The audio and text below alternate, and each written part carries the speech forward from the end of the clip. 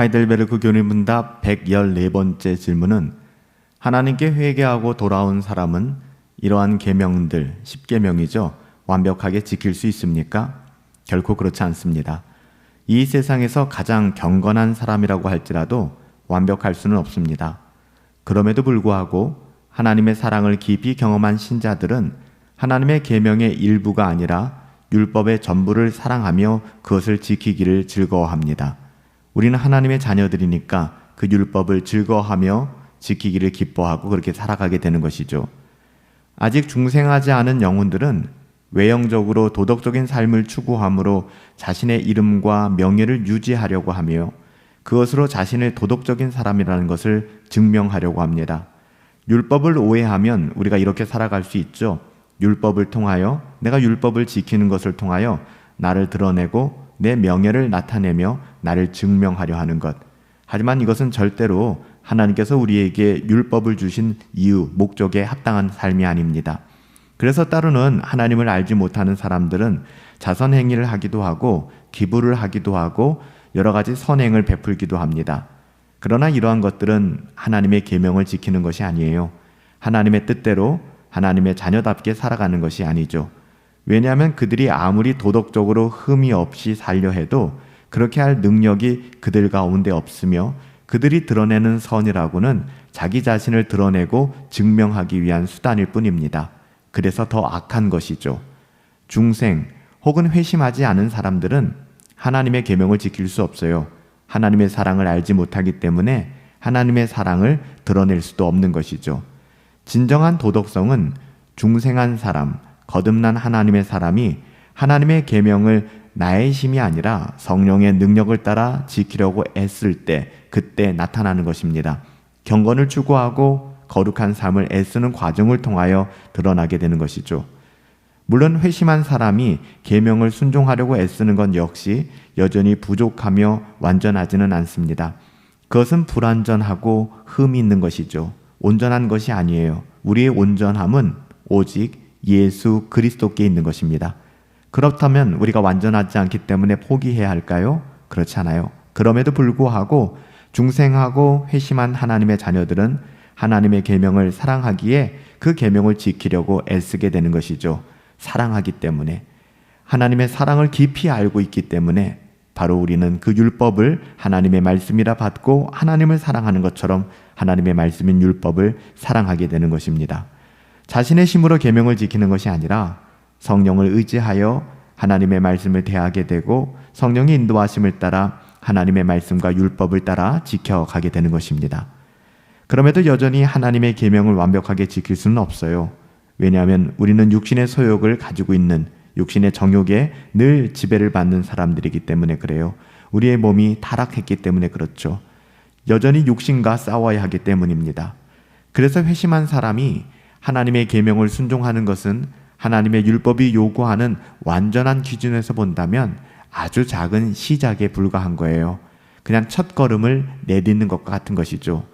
더욱이 가장 거룩한 사람, 가장 경건한 사람이라고 할지라도, 그가 가장 높은 수준의 순종에 이르렀다 할지라도 그는 자신이 성취한 것은 단지 미약한 시작에 불과하다, 나는 아무것도 아니다 라는 것을 고백하게 될 거예요. 왜냐하면 우리는 은혜 아니면 설명될 수 없는 사람들이기 때문에 그렇죠. 우리가 율법을 사랑하고 율법을 지킬 수 있다는 이 모든 것은 우리의 능력에 의한 것이 아니에요. 오직 하나님의 은혜로 우리가 그런 고백을 하며 율법을 즐거워하고 따라가게 되는 것이고요. 성령의 도우심이 없다면 애시당초 불가능한 것이죠. 만약에 자기 자신에게 율법을 지킬 수 있는 힘이 있다, 이렇게 원인을 돌리게 된다면 이건 정말 교만한 것이죠. 하나님의 은혜의 방식을 포기하는 것입니다.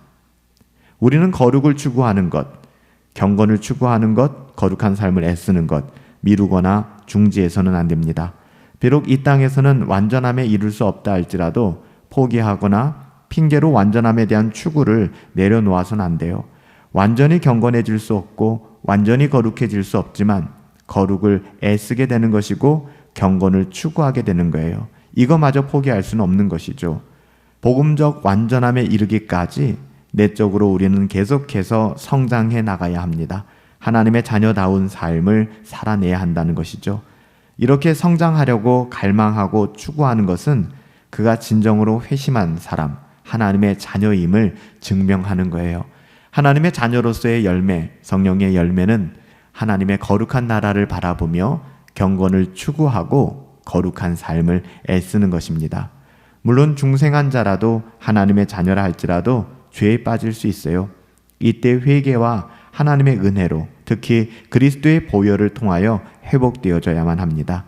결국 이렇게 완전함을 추구하는 것은 진정으로 은혜를 받은 하나님의 자녀들, 나의 힘으로가 아니라 오직 하나님의 은혜를 의지함으로 말미암아 시작되는 것이고 완성될 수 있는 것이죠.